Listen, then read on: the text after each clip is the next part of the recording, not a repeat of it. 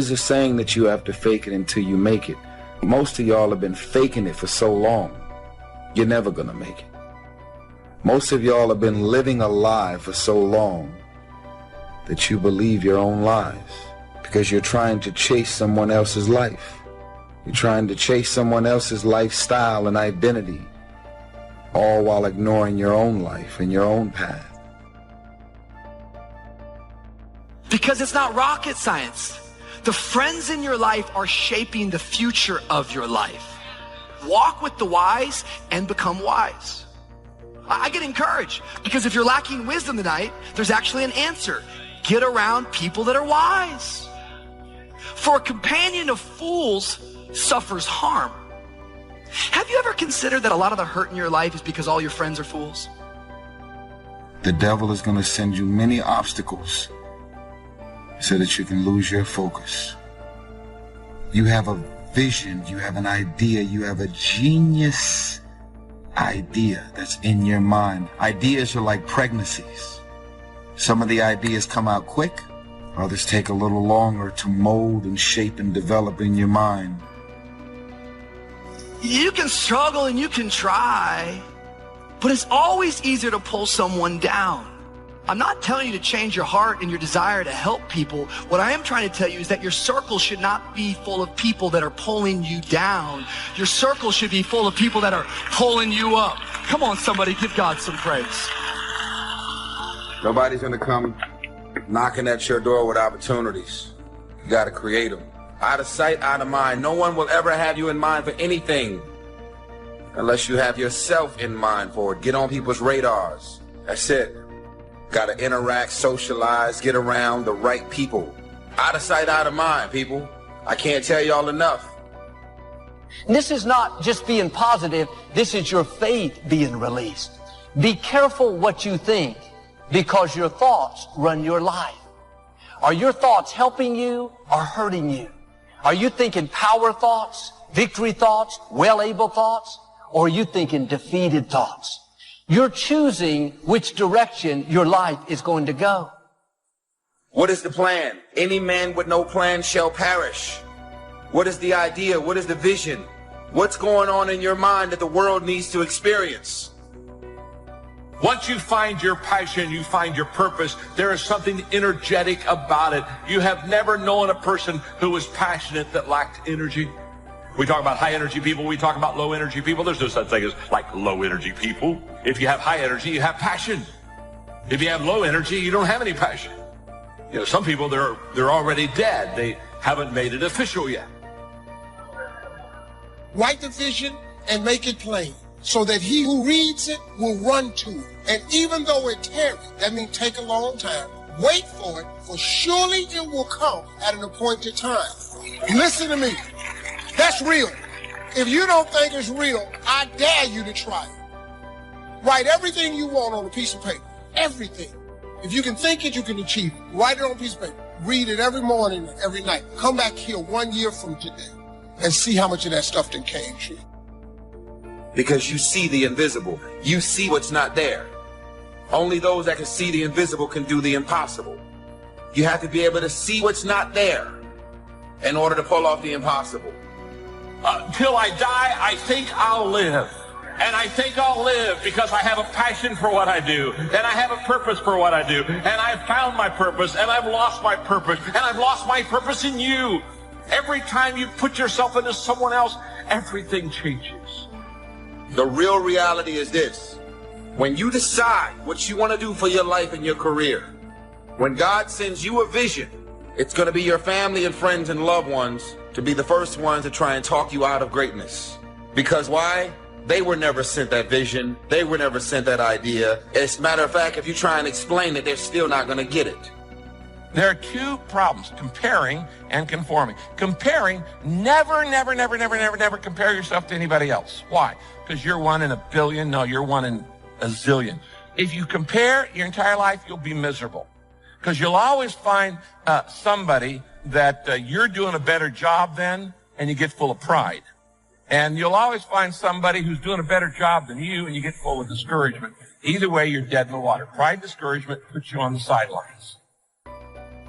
I'm moving forward. When you go through a disappointment, something doesn't work out, you can hold on to it, live discouraged, or you can let it go. And I say to you that if you begin to take a conscious effort to find out what it is that you're supposed to do, I say that it can literally save your life. Adversity isn't something to fear, it's something to expect, something to prepare for, and something to overcome.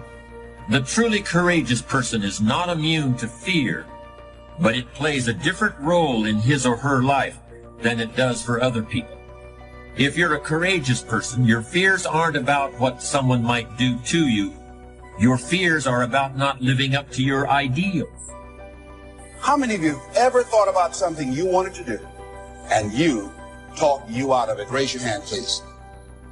That inner conversation, ladies and gentlemen, is the reason that most people take their greatness, take their ideas to the graveyard with them.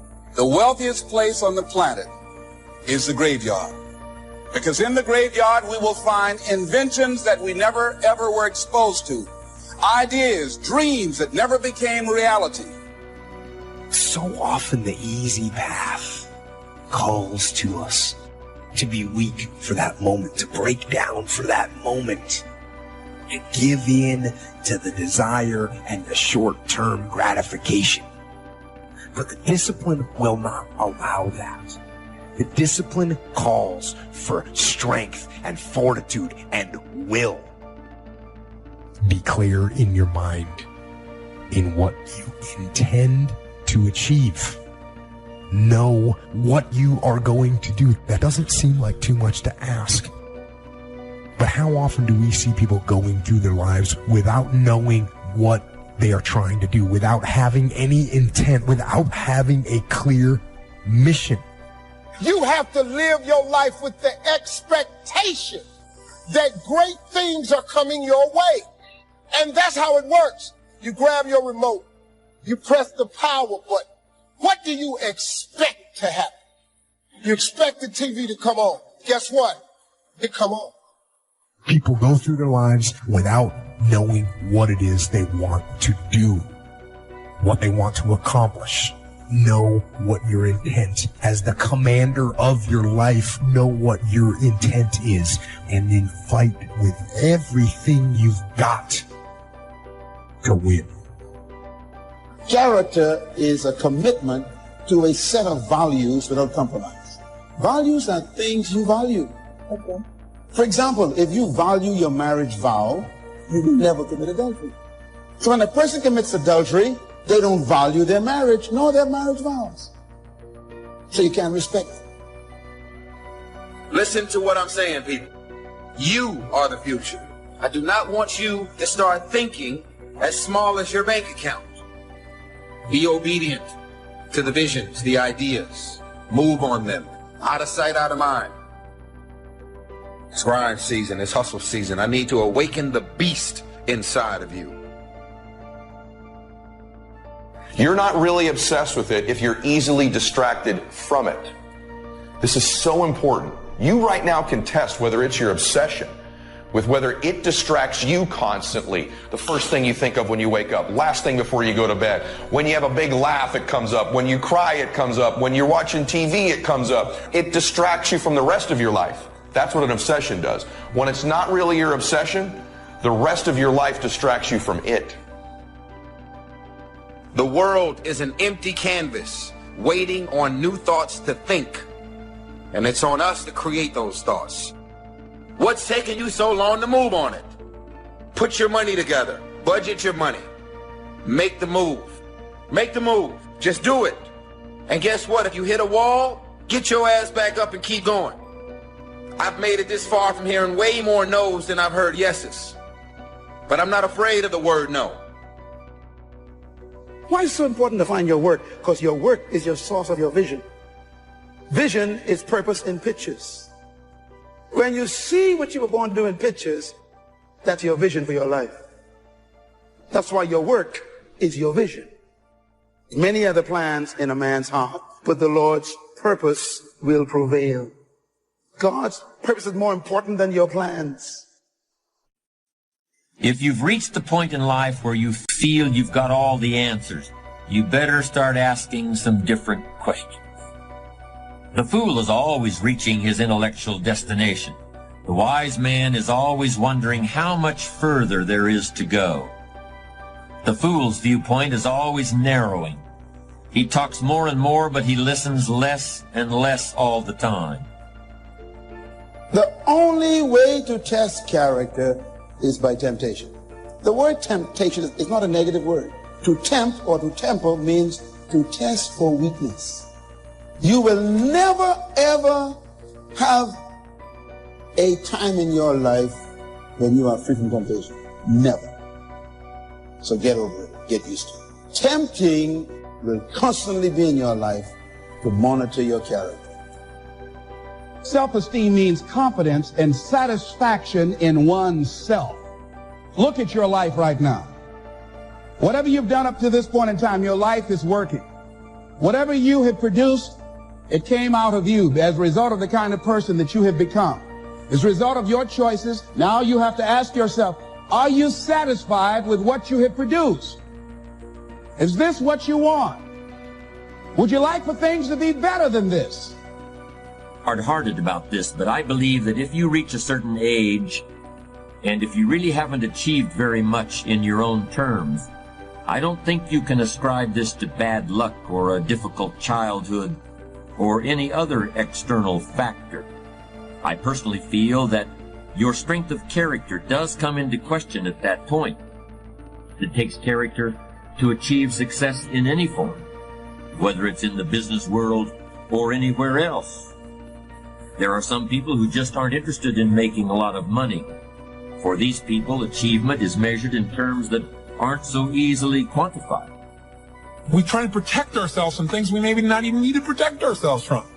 Any person who takes glee in watching another person's pain will experience plenty of pain themselves. But how can you know if your character is in good enough shape to get you where you want to go? All you need is a commitment to be ruthlessly honest with yourself. At first, that kind of ruthless honesty may include a little bit of pain, but once you accept the fact that character is basic to achievement, you'll gladly pay the price. If you make it to the end of this video, I want you to write this. The world is an empty canvas waiting on new thoughts to think. And it's on us, creative visionaries. It's on us to create those thoughts.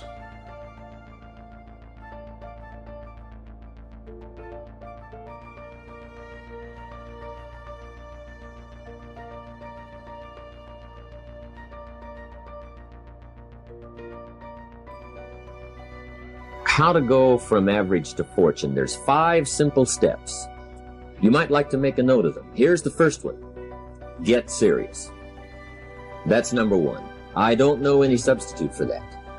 You've really got to get serious. You don't have to be grim, but you must be serious. I know a guy that's got a half a dozen jokes keeping him from becoming wealthy. He's not known as rich. He's known as a joker, which I guess is okay if that's the kind of life you want to live. But it really isn't the best way to live. To go from average to fortune, you must get serious. And you must get serious about 2 very important things. Number 1 is setting your goals and where you want to go. Designing the next 5, the next 10 years is so vitally important. What do you want to do economically? Where do you want to go? What do you want to be? What would you like to have? What would you like to share? How much would you like to earn? How far would you like to go? Those are some major questions to ask. And for that all to work out like you want it to for the next 5 or 10 years, in my personal opinion, you've got to get serious. Then you have to get serious about another important subject. And that important subject is called personal development. Personal development is striving hard to become the kind of person that you want to be. And to become the kind of person you want to be, you've got to work at it. 10 years from now, you will surely become someone. The big question is, who? What are you becoming? And if you go to work on it now, sure enough, in a very short period of time, you can take on a new direction to become the kind of person you want to be. There's a very important question to ask, and the question is, 10 years from now, you will surely arrive. And the question is, where? So to answer the question of where you want to arrive and the kind of person you want to be, you've got to get serious. So that's point number one. To make your life worthwhile and unique, to go from average to fortune, you've got to get serious. Serious. Life is serious. The future's serious. One ancient novelist said, these are the best of times and these are the worst of times. And for some of those who came across this platform at the extravaganza, $1 million a year incomes, for them, it's the best of times. But I want you to know that while they're getting the diamonds and the millions, there are a lot of people around the world, for them, it is the worst of times. Best of times and the worst of times. That's called serious men. How come such a difference from those who can reach such incredible heights and those who haven't yet found the answers for their life and their health and their future? We just have to ponder that and let that give us a note of seriousness. It's serious whether you win or lose. It's serious whether you succeed or fail.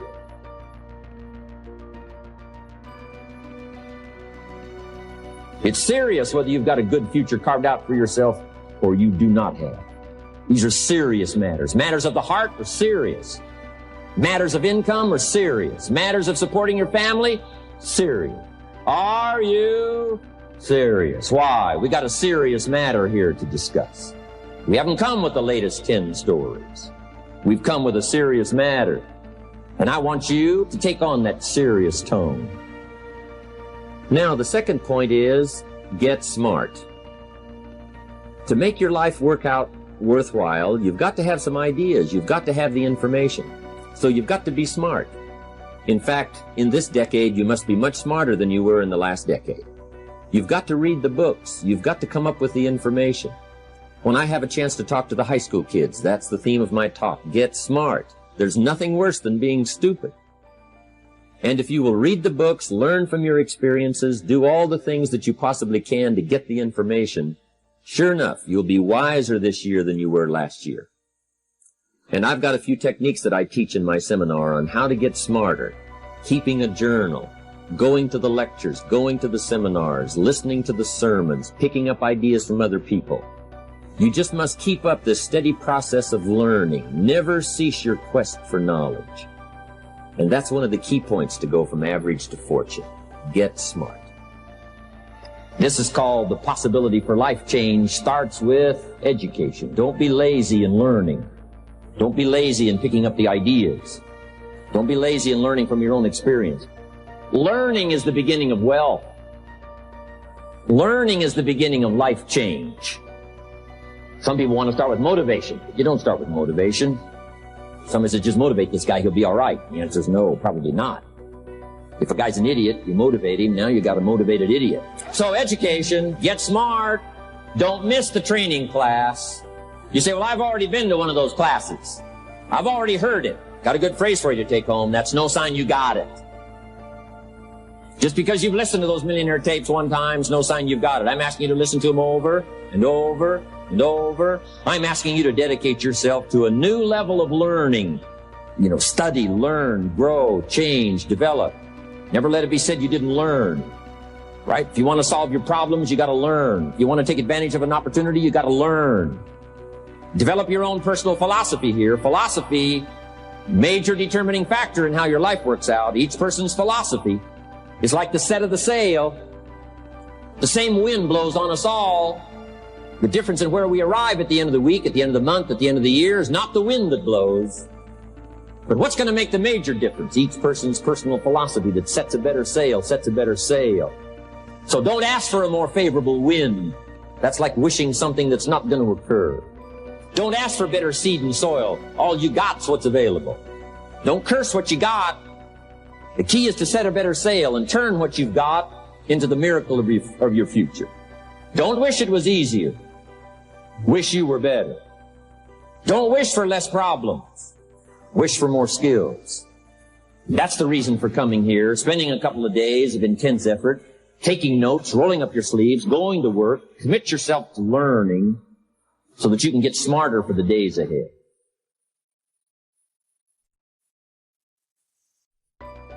Now here's number 3. You've got to get going. All of the things that you've learned will not do you that much good if you don't put it into an action plan. You've got to get going. In my management and leadership seminar, we teach game plans, how to put all the good things that you've learned into action. Economic action, social action, personal action. How to make the changes and how to actually do the work, how to actually function. Get going, that's the key. Some people are ever learning, but they don't put it into action. They don't really take the action. It's like the man who keeps bringing materials to the building site and never builds anything. He keeps bringing in the sand and the gravel and the windows and the doors and the roofing material, and he just stacks up all these supplies, but he never builds anything. See, if you do that long enough, fairly soon they'll come and take you away. You've got to do something with what you've learned. You've got to take action. You've got to get going. So that's one of the most important things to learn, how to design your days, how to design your weeks, how to design the months, so that you take the proper action to get the proper return that you're looking for, whether it's economic or personal. Get going. It's a major key. You got to get going. You got to take action. The disciplines is the miracle process. And here's how to get the miracle of your future going as far as disciplines are concerned. Number one, do what you can. You might go home and set a whole new pace for yourself, and we call it cleaning up neglect. Should walk around the block, could walk around the block for your good health. Don't walk around the block. See, you're on the wrong track. Should read, could read, don't read. On the wrong track. Should call, could call, don't call. On the wrong track. Could change, should change, don't change. You're on the wrong track. Letters you haven't written, conversations you haven't had with your family, somebody you should sit down with when you get back home, get that job done. Don't let neglect destroy your days, destroy your life, and destroy your future. Go back and do what you can. And if you'll do what you can, then life will give you some extraordinary things to do. We all pity the man, right? Wants to stride out of his house, go straighten out the corporation, has not yet straightened out his garage. You've got to take care of the small disciplines before life will give you a chance to handle the more complicated disciplines. Good phrase to take home. All disciplines affect each other.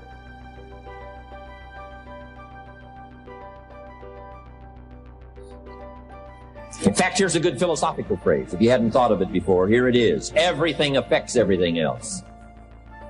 It's so easy to be casual and say, well, this doesn't matter.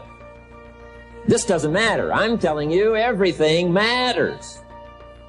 Of course, some things matter more than others, but there isn't anything that doesn't matter. Let us not neglect. Do not neglect the smallest of disciplines, and build on that foundation, and you can have everything you could possibly want. Now here's number 4. You must get excited. And not just the false enthusiasm of just pure positive thinking. You've got to get excited over some very basic things. One is, get excited over your ability to make yourself do the necessary things. Because discipline is major step 1 toward personal progress. And anytime a person wishes to, they can make major changes in their life, personally and socially and financially. It doesn't ever have to be the same after today. No telling what you could do today if you really wished to.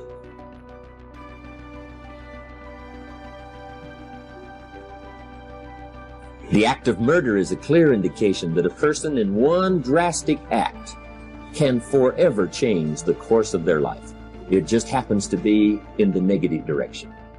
What I would ask you to do, starting today, is get excited about committing an act that's positive, an act that's constructive, to make the changes in your life that you want made, and to go the direction that you want to go. So that's number 4. Get excited. Get excited about your potential. Human capacity is usually never the problem. Little children can learn several languages. We can learn to do the most incredible things. All we need to do is take the time to do it. So it's not a matter of capacity. It's a matter of judgment. It's a matter of excitement. It's a matter of will. And it's a matter of wanting to bad enough. So it's pretty exciting to know that any day you wish, you can change your life. Any day you pick out, you can make major changes. it doesn't ever have to be the same again. And that's exciting. Knowing that intellectually and personally, you can actually do the things that will make major changes in your life. That's number 4. Excitement that runs deep is the excitement that really lasts for a lifetime, not surface excitement. I'll tell you what's really going to serve you well, and that's the excitement you feel inside that isn't even probably expressed on the outside, the excitement that runs deep, the excitement that stirs commitment, the excitement that stirs courage. Give me the chance, and I will get the job done. That kind of excitement.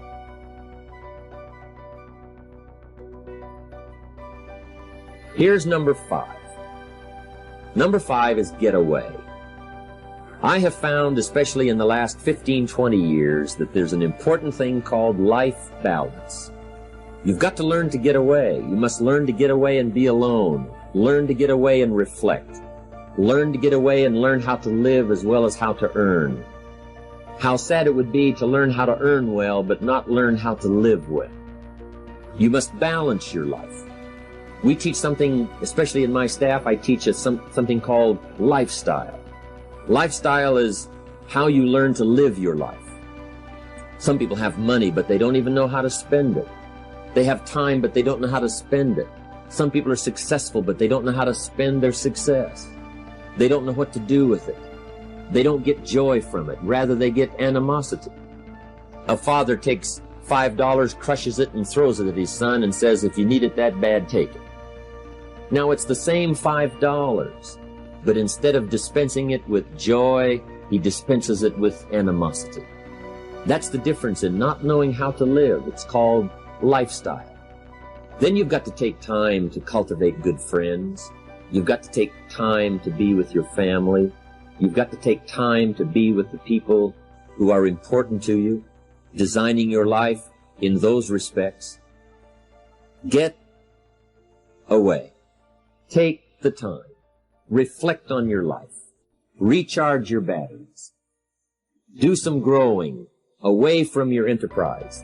Then when you come back to your enterprise, after you have taken this time to balance your life, you will find that on the job, working on your enterprise, things will really go much better. So those are the 5 simple steps to go from average to fortune.